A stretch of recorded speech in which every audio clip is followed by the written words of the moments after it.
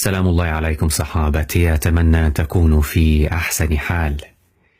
في خضم ما يعيشه المغرب حاليا من مشاكل خارجية وداخلية أثار فضولي إشكال صراحة، هذا إن سميتموه إشكالا، ألا وهو إشكال البصل. نعم، البصل الذي يبكى عيون الرجال والنساء، فصار يبكي حتى جيوبهم للأسف. المهم أنني لاحظت بعض الأصدقاء ممن انتقدوا انتقادا شديدا الحكومة المغربية بعدما قررت رفع أسعار البصل بشكل خيالي جدا. فلومتهم على هذا الانتقاد، لومتهم على هذا السخط. لماذا؟ لأنهم لا يعرفون عمق هذا القرار، لم يقرأوا ما بين سطور هذا القرار صراحة. وهنا أطرح هذا السؤال بكل براءة وبكل بساطة: هل أنتم أكثر حكامة من الحكومة المغربية؟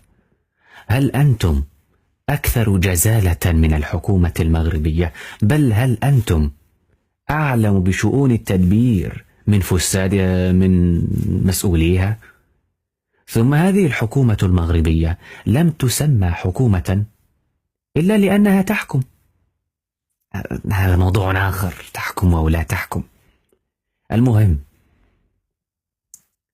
أن نعرف عمق الأشياء أولا، وبعدها نستطيع أن ننتقد.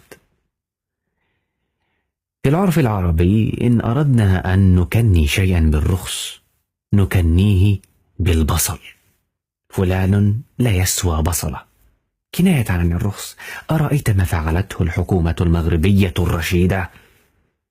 غيرت حتى القاموس المتداول في ألسنتنا. تخيل، من الحكومات العالمية فعلت هذا؟ ولا واحدة أبدا.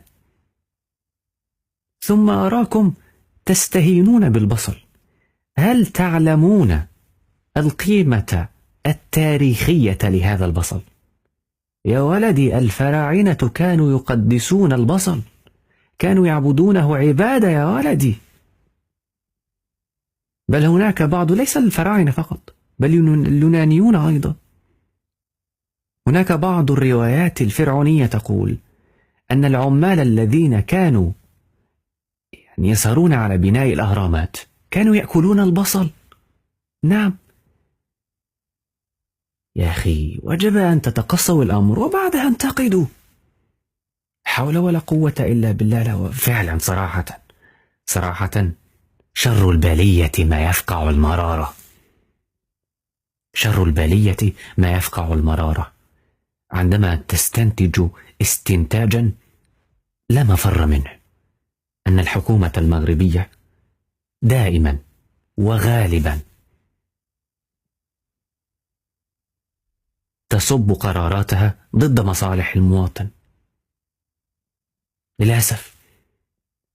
إني أسألك سؤالا بسيطا: لماذا البصل؟ لماذا البيض؟ لماذا الخبز؟ لماذا الحليب؟ لماذا البنزين؟ لماذا؟ علاش ما يزيدوش في الكيوي مثلا؟ علاش ما يزيدوش في الأناناس؟ علاش ما يزيدوش في الافوكا؟ صور راسك. هذه المصيبة العويصة، هذه الإشكالية أن تكتشف، مش اكتشاف جديد صراحة، لكن أن تعيش على هذا الواقع المرير، أن حكومتك تسهر على اضطهادك. خذها هكذا بهذا المفهوم صراحة.